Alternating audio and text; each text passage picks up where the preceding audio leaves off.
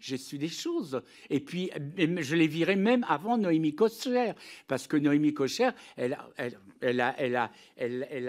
quand vous me dites à quel moment, le MeToo, pour moi, la personne qui a été la plus extraordinaire, la plus courageuse, il y avait une autre actrice aussi qui ont condamné Brissot. C'est ces deux-là.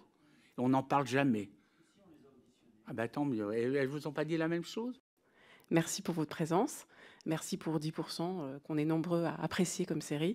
Et malheureusement, ici, eh ben, on vous écoute pas seulement sur la question du talent dont je pense nous ne doutons pas forcément beaucoup, mais nous vous interrogeons sur la question du traitement des violences sexuelles. Donc mon questionnement au sujet de Depardieu, j'ai eu un peu la même réaction que mes collègues, c'est-à-dire de me dire finalement, vous nous montrez que quand vous avez connu, vous avez eu à voir des faits, en fait, vous n'avez pas attendu, et vraiment, c'est quelque chose qui n'est pas systématique, hein, vous n'avez pas attendu une décision de justice, vous vous êtes dit, moi, j'ai déjà des informations.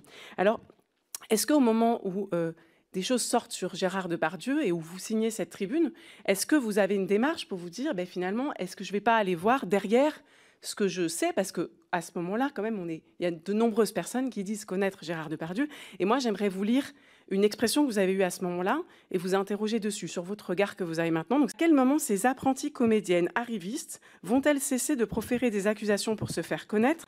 On connaît tous Gérard Depardieu, c'est un personnage rabelaisien, baroque, mais aussi attentionné, de mon temps. Les jeunes comédiennes apprenaient le théâtre dans un cours et n'attendaient pas un rendez-vous professionnel au domicile d'une star pour l'accuser de gestes déplacés. Je suis confiant que tout cela va se terminer par un pchit. Alors, je vais pas vous pouvez nous dire si vous êtes toujours confiant que ça se termine dans un pchit, mais ça relève de ce que dira la justice. Mais du point de vue de ce que vous dites, spontanément, des femmes qui accusent Gérard Depardieu à ce moment-là, de ce réflexe de considérer que ce sont des arrivistes, des comédiennes dont vous dévalorisez directement le talent, dont vous expliquez qu'elles se sont mises elles-mêmes quelque part dans la situation qu'elles dénoncent ensuite. Est-ce que vous avez changé de regard là-dessus depuis 2018? Est-ce que vous avez quelque chose à nous en dire? Je vous remercie.